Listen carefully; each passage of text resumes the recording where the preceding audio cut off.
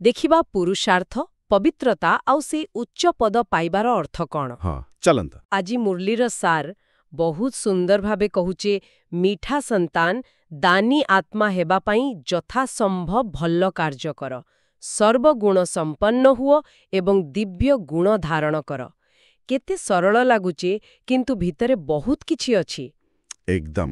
ଆଉ ସେ ଦାନୀ ଆତ୍ମା କଥାଟା ଏଠି ମାନେ କେବଳ ଯେ ଆମେ ପଇସା ଦେଇଦେଲେ ବା ଜିନିଷ ଦେଇଦେଲେ ସେ କଥା ନୁହେଁ। ଆଚ୍ଛା। ପ୍ରକୃତ ଦାନ ହେଲା ଆମ ଭିତରର ଶୁଦ୍ଧତା, ଆମର ଭଲ ସଂକଳ୍ପ, ଆମର ଶ୍ରେଷ୍ଠ କର୍ମ। ଏଇଟା ଗୋଟେ ଆନ୍ତରିକ ଗୁଣ, ବୁଝିଲେ, ଯାହା ଆମକୁ କହୁଛି ନିଜକୁ ସବୁ ଦିବ୍ୟ ଗୁଣରେ ସଜାଅ, ନିଜ ଜୀବନକୁ ଦିବ୍ୟ କର, ମାନେ ନିଜକୁ ହିଁ ସବୁଠୁ ଭଲ ଦାନ ଦେବା ପରି। ବା, ଏମିତି ଭାବି ନଥିଲି।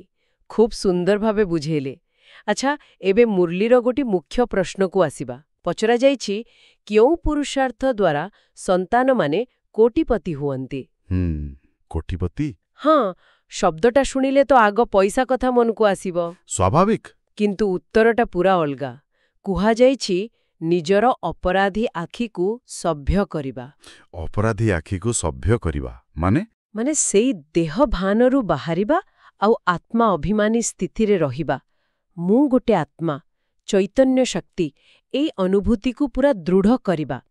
ଏଇଟା ଖାଲି ଗୋଟେ ଚିନ୍ତା ନୁହେଁ, ଏହା ଏକ ନିରନ୍ତର ଅଭ୍ୟାସ, ଗୋଟେ ସାଧନା ପରି। ହଁ ଠିକ୍ କହିଲେ, ସାଧନା। ଆଉ ଏ ଯୋଉ ଅପରାଧୀ ଆଖିକୁ ସଭ୍ୟ କରିବା କଥା ଅଛି, ଏହାକୁ ଶାରୀରିକ ଆଖି ସହ ଯୋଡ଼ିବାନି, ମାନେ ଆମ ଦେହର ଆଖି ସହ ନୁହେଁ। ଆଚ୍ଛା। ମୁରଲୀରେ ପରେ ସୁରଦାସଙ୍କ କଥା ଅଛି ସତ, କିନ୍ତୁ ସେଇଠି ସ୍ପଷ୍ଟ କରାଯାଇଛି ଯେ ସେଟା ଗୋଟେ କାହାଣୀ ମାତ୍ର, ଗୋଟେ ଉଦାହରଣ। ଓହୋ। ପ୍ରକୃତ କଥା ହେଲା ଆମର ଦୃଷ୍ଟି ବଦଲେଇବା। ଆମେ ଯେମିତି ଦେଖୁଛେ ସେଇ ନଜରିଆଟା, ଶରୀରକୁ ନ ଦେଖି ତା ଭିତରେ ଥିବା ଆତ୍ମାକୁ ଦେଖିବା। କିନ୍ତୁ ଖାଲି ଦେଖିବା ବଦଳେଇ ଦେଲେ କେମିତି କିଏ କୋଟିପତି ହେଇଯିବ? ଏହାର ଆଧ୍ୟାତ୍ମିକ ରହସ୍ୟ କ'ଣ? ହଁ, ଏଇଟା ଗୋଟେ ଭଲ ପ୍ରଶ୍ନ।